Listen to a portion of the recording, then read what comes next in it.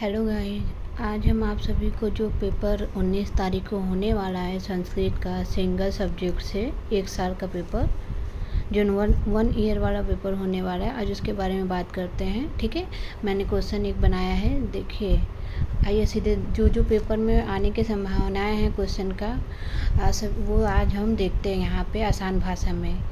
पहला क्वेश्चन है, बाणभट्ट की रस योजना तथा उनकी गद्य शैली पंचारी रीति की विस्तृत समीक्षा कीजिए।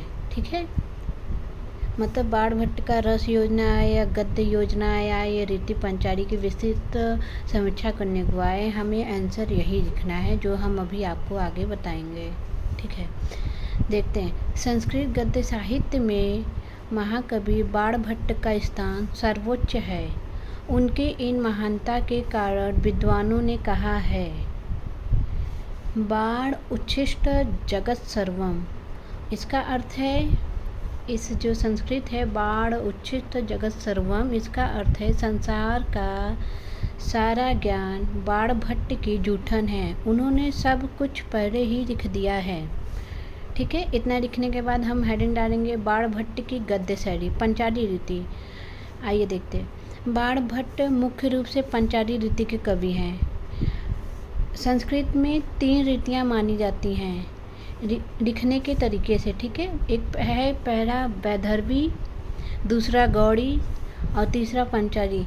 वैदर्भी का मतलब है बहुत सरल, मतलब जो आसान भाषा में लिखा जाता है, और गौड़ी का मतलब है बहुत कठिन, जो लंबे लंबे शब्दों में लिखा जाता है, उसको गौड़ी कहते हैं। और पंचाली इन दोनों का मिश्रित रूप है, अर्थात कि ये बहुत सरल और कठिन दोनों का ही सुंदर है, मतलब दोनों को मिलाकर लिखा जाता है, जिसको वो पंचाली रीति कहा जाता है।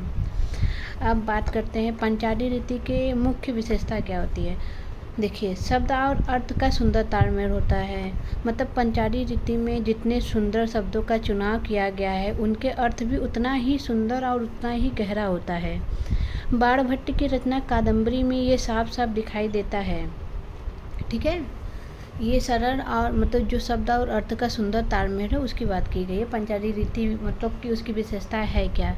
अब इसमें लंबे समास होते हैं। देखिए, बाणभट्ट जब किसी राजा का, जंगल का या सुबह का वर्णन करते हैं तो वो बहुत ही लंबे लंबे वाक्यों का, मतलब समास युक्त पदों का प्रयोग करते हैं। और कभी कभी उनका एक वाक्य पूरे एक पन्ने का होता है, जिसे ओज गुण कहा जाता है। आगे हेडिंग डालेंगे छोटे और सरल वाक्य। ठीक है, हम रस योजना पढ़ रहे हैं, उसके अंतर्गत सारी चीज़ें बता रहे हैं। ऐसा नहीं है कि वे सिर्फ शब्द कठिन लिखते हैं। उन्होंने शब्द कठिन लिखा है, लेकिन कहाँ लिखा है। देखिए, जहाँ भावुकता और दुख का प्रसंग आता है वहाँ बाणभट्ट बहुत छोटे छोटे सरल और सीधे दिल को छू लेने वाला वाक्य का प्रयोग करते हैं। अलंकारों का सुंदर प्रयोग। उनकी शैली में उपमा, उत्प्रेक्षा, श्रेष्ठ अलंकार कदम कदम पे मिलते हैं। वे एक ही शब्द के कई अर्थ निकालकर पाठक को चमत्कृत करते हैं। पंचाली रीति की बात हो गई। अब देखते हैं बाणभट्ट की रस योजना। रस योजना क्या है।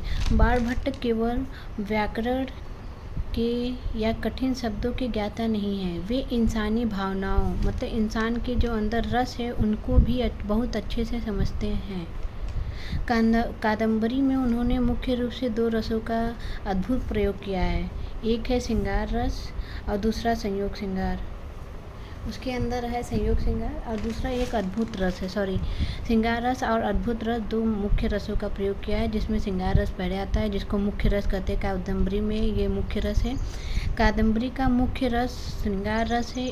इसमें इन्होंने दोनों पक्षों को दिखाया है। पहला संयोग श्रृंगार। संयोग श्रृंगार में नायक जो चंद्रापीठ है और नायिका कादम्बरी के प्रेम और उनकी जो पहली मुलाकात का बहुत ही सुंदर और मर्यादित वर्णन किया गया है। और वियोग वाले में वियोग मतलब वियोग विप्रलभ श्रृंगार में हम दिखाएंगे 3 जन्मों की कहानी। ठीक है, 3 जन्मों की कहानी होने के कारण प्रेमी प्रेमिका एक दूसरे से बिछड़ जाते हैं। पुंडरी का महाश्वेता के विरह का वर्णन पढ़कर पाठक की आंखों में आंसू आ जाते हैं। बस इतना ही लिख देंगे, हो जाएगा। हमें बस रस योजना बताना है, तो इतना इतना लिखेंगे, आप कहानी को पढ़ लीजिएगा। अद्भुत रस में लिखेंगे तोते का इंसानों की तरह बोलना, राजाओं का दिव्य लोकों में जाना और 3 जन्मों की रहस्यमयी कहानी पाठक के मन में आदि से अंत तक अद्भुत रस का भावनाओं को रखती है, मतलब अंत से लेकर अचंभित भावनाओं को रखती है। अब आगे लिख देंगे शांत और करुण रस। इसी में शांत और करुण रस का भी प्रयोग है। जाबाली ऋषि के आश्रम का वर्णन करते हुए शांत रस का प्रयोग हुआ है। उसी समय जब शांत रस का प्रयोग हुआ, अप्सरा महाश्वेता के विलाप के कारण करुण रस का प्रयोग हुआ है। अप्सरा महाश्वेता जो है वो विलाप करती हैं अपने पुंडरीक के बारे में चंद्रपीठ को बताती है, उस समय वो विलाप करती हैं, तो वह वहाँ पे करुण रस का बहुत ही सजीव चित्रण किया गया है, बाणभट्ट ने किया है। ठीक है, एक क्वेश्चन ये हुआ कंप्लीट। अब दूसरा क्वेश्चन देखते हैं कि कादम्बरी कथा मुख्य के आधार पर राजा शूद्रक अथवा तोते का चरित्र चित्रण। ठीक है, तो पहले हम राजा शूद्रक थे जिनका तृतीय जन्म हुआ था, उनके बारे में बात करते हैं। उनका चरित्र चित्रण क्वेश्चन में आ सकता है, संभावना है, क्योंकि हर साल ये पूछा जाता है। तो राजा शूद्रक कादम्बरी कथा मुख्य प्रारंभ के नायक हैं। महाकवि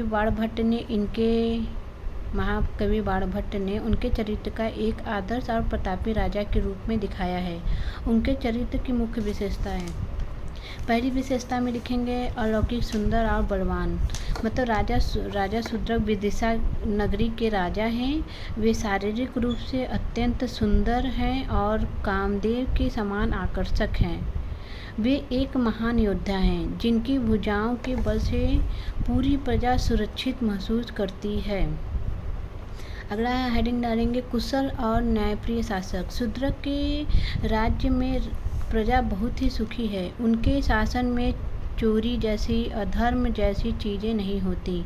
वे अपने प्रजा को पुत्र की तरह प्रेम करते हैं और हमेशा न्याय का साथ देते हैं।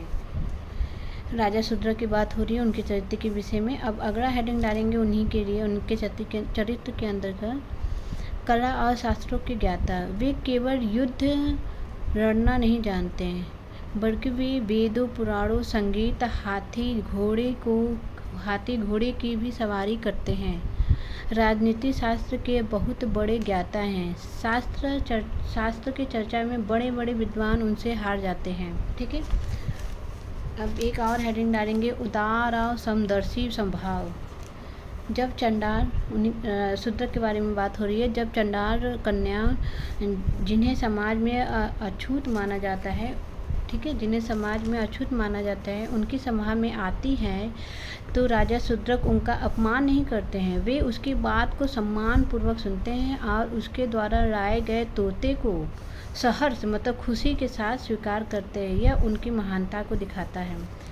लास्ट हेडिंग डालेंगे जिज्ञासु प्रवृत्ति। राजा जो शूद्रक थे तोते को इंसानों की तरह बोलते हुए देखते हैं तो उनके अंदर एक मतलब इच्छा जागती है, जिज्ञासा जागती है। तो उसके बारे में बताया, जब राजा तोते को इंसानों की तरह बोलते और राजा की तारीफ में श्लोक पढ़ते हुए देखते हैं तो वे आश्चर्यचकित हो जाते हैं। वे अपनी जिज्ञासा शांत करने के लिए तोते से उसके अतीत की पूरी कहानी सुनते हैं। अब नेक्स्ट क्वेश्चन, शुक्र जो है वैशंपायन तोते जो उनका एक जन्म हुआ था, दूसरा तीसरा जन्म हुआ था, उसके बारे में चरित्र चित्र नेक्स्ट वीडियो में डालेंगे।